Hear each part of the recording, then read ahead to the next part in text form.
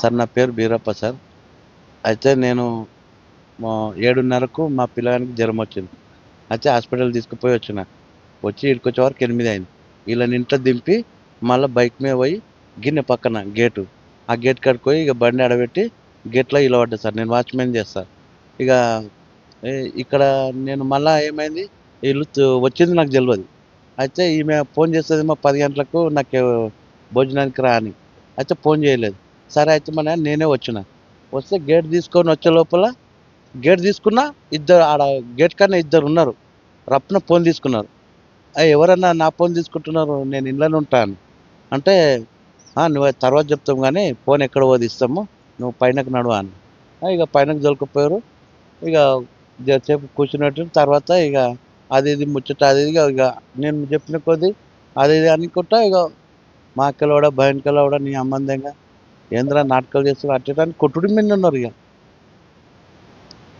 ఇక మళ్ళీ ఇంకోటి ఇక నువ్వు నువ్వు ఏం చేస్తావు, నీకు ఎంతమంది పిల్లలు, నాకు 2 కొడుకులు భార్య సార్, నేను వాచ్మెన్ చేస్తా అని చెప్పారు.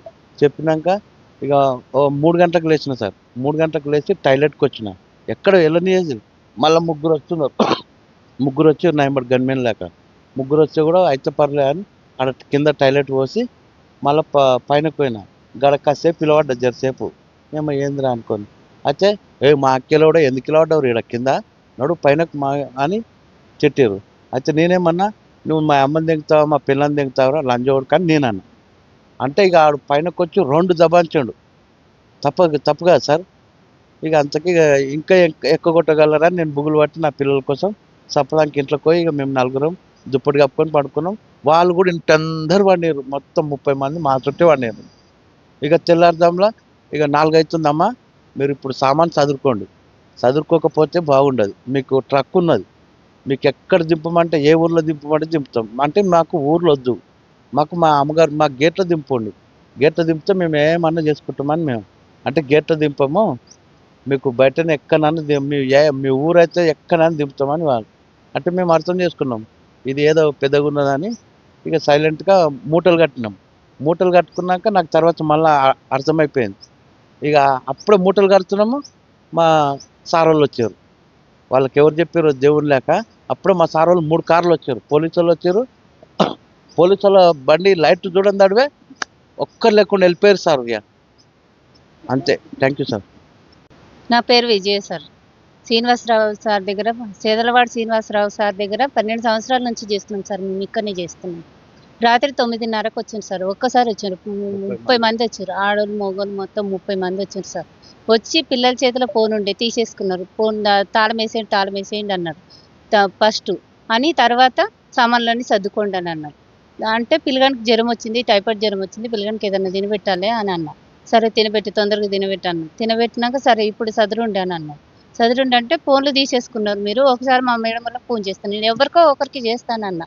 అంటే మేడం వాళ్ళకి వాళ్ళకి అందరికీ తెలుసు కానీ నువ్వు చదరన్నా, నేను చదరనన్నా. చదరనంటే కొట్టిరు సార్, నన్ను కొట్టిరు, చంపల మీద కొడితే కూడా నేనేమన్నాను, సైలెంట్గా కూర్చున్నట్లే కూర్చుంటే గుంజుకుపోయారు, లోపలికి గుంజుకపోతే లోపే మా ఆయన వచ్చిండు. మా ఆయన వచ్చి గేట్ తీస్తుంటే ఇంక ఎవరు అంటుంటే నీవెవరా బాబు అంటే, మా భార్య ఉన్న పైన, నేను ఈడ పని చేస్తా, వాచ్మెన్ చేస్తా, మా భార్య ఉన్న పైన, ఈడ మేము పైన ఉంటామని అన్నారంట. అంటే ఫోన్ తీసేసుకున్నారు. అప్పుడే తీసేసుకొని ముగ్గురు పట్టుకొని మా ఆయనని తీసుకొని వచ్చారు. మా ఆయనని కూడా కొట్టిండు సార్. ఖాళీ చేయని ముందు సామాన్లు సర్దుండి అని అన్నారు సార్. అది నేను అడిగిన సార్, ఎందుకు ఖాళీ చేయమంటున్నాం, మీరు ఎవరు అసలు, దీనికి సంబంధం ఏంది, మా అంటే ఎందుకు పట్టరు, మేము పని వాళ్ళము మీకు అంటే గట్టిగా మాట్లాడకన్నారు సార్. గట్టిగా అంటే నేను ఇంకా గట్టిగా మాట్లాడతాను, నేనైతే దొంగతనం చేయలేను, నేను గట్టిగా మాట్లాడతాను, మీరు దొంగలు ఉన్నట్టున్నారని అన్న సార్. నేను అంటే ఇక కూడా ఇనలేరు, అట్లే సతాయిస్తూనే ఉన్నారు. 3 గంటల దాకా సతాయించారు సార్. అట్లనే సతాయించుకుంటూ 3:30 అయింది. మీరు సామాన్లు సర్దుకుంటే సర్దుకోండి, మీకు ఎంత డబ్బులు కావాలంటే ఇస్తాం, మేము ఎంత డబ్బులు కావాలంటే మేము ఇస్తాము, సామాన్లు సర్దుకోండి అని అన్నారు. అని అన్నాక అంటే మాకు డబ్బులు ఏం అవసరం లేదు, భయపడ్డా నేను అప్పటికిగా. మాకు డబ్బులు ఏం అవసరం లేదు, మా ఇంటికాడ దించుతామంటున్నారు కదా, సరే పోయండి అని అన్నా. వద్దొద్దు మీకు ఇస్తాం, 1,00,000 రూపాయలు ఇస్తాము, వెళ్ళిపోండి అని అన్నా.